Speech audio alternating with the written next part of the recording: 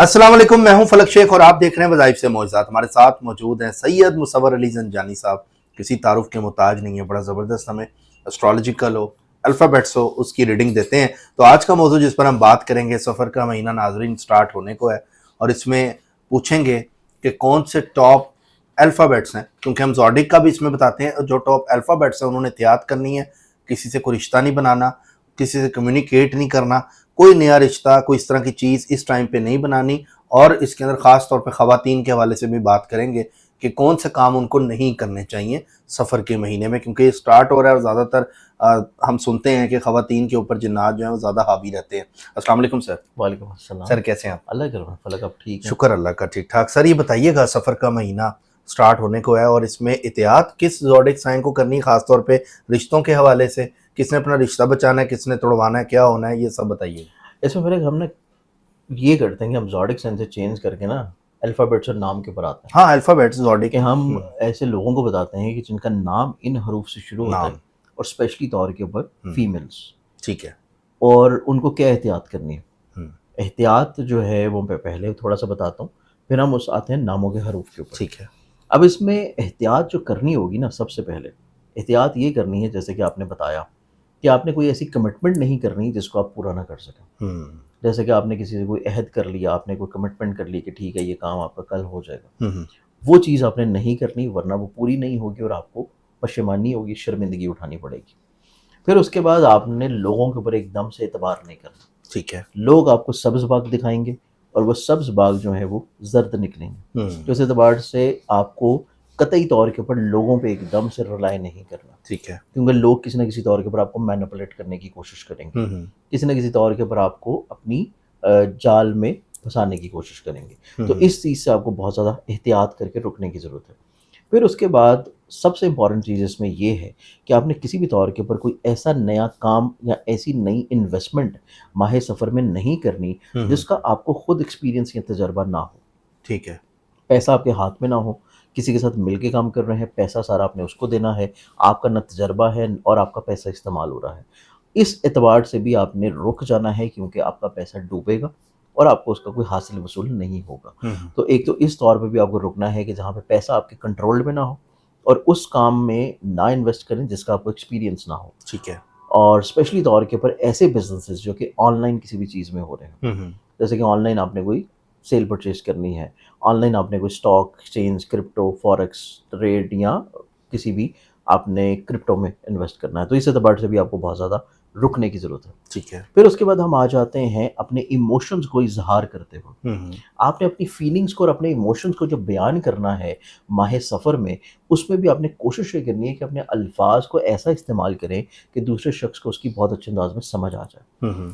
यहाँ पे नज़र ये आता है कि माह सफ़र में आप लोगों को जो बयान करना चाह रहे हैं या लोगों को जो बता रहे हैं, आपकी जो अल्फाज की अदायगी है या आपका कहने का जो अंदाज़ है, उसको लोग बहुत ज़्यादा गलत मिस इंटरप्रेट करेंगे। अच्छा। लोग उसको गलत समझेंगे और कतई तौर के ऊपर आपका, बजाय कि आप कोई अच्छाई की बात कर रहे हैं, वो आपके बिला वजह गले पड़ सकती है। तो इस एतबार से अच्छाई करते हुए भी आपको अपने अल्फाज को सोच समझ के इस्तेमाल करना है, और किसी दूसरे शख्स के जिससे भी बात कर रहे हैं उसके मिजाज को समझते हुए कि वो किस मिजाज में है, किस टोन में है, किस उम्र में है, किस मामले में है, और वो आपसे सुनना क्या चाह रहा है।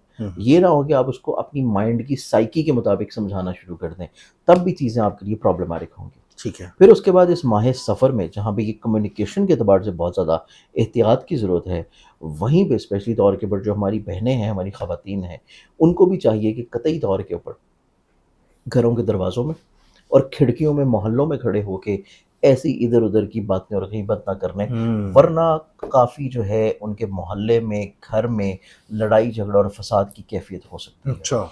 तो ये कैफ़ियत भी नज़र आती है, तो इस एतबार से इसमें भी आपको स्पेशली फ़ीमेल्स को एहतियात और केयर की बहुत ठीक है। ज़रूरत होगी।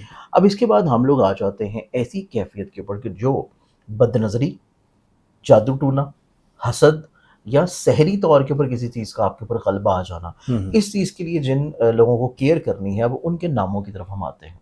ये तमाम तरह एहतियाती चीज़ें जो मैंने बताई हैं, अब हम नामों की तरफ आते हैं, तो इसमें जो अल्फ़ाबेट्स आ जाते हैं, जो कि मैं आपको कैटेगरी के तौर पे बताऊँगा कि प्रायोरिटी बेस किस सबसे ज़्यादा एहतियात किसकी है, اور پھر اس کے بعد کم سے کم ہم آتے چلے جائیں گے. ٹھیک ہے. اس میں جو سب سے زیادہ احتیاط والے عوامل نظر آتے ہیں وہ آتے ہیں حرف پے اور غائن میں سے. یعنی کہ جن کا نام حرف پے سے شروع ہوتا ہے جیسے کہ پروین ہے, پرویز ہے, اور یا جن کا نام شروع ہوتا ہے حرف غائن سے, جیسے کہ غفور ہے, غوثیہ ہے, غزالہ.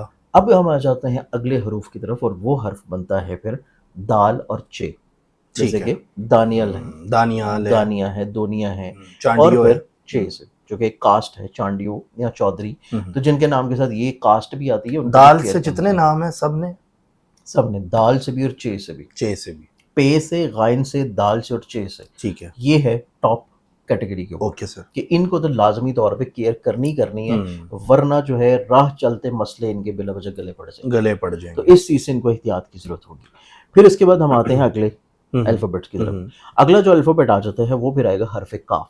کاف والے, کاف چاہے نقطے والا ہو چاہے ڈنڈے والا ہو, انگلش میں وہ کے ہونا چاہیے, جیسے کہ کاشف ہے اور کامران ہے, کاشفہ ہے, کشف ہیں.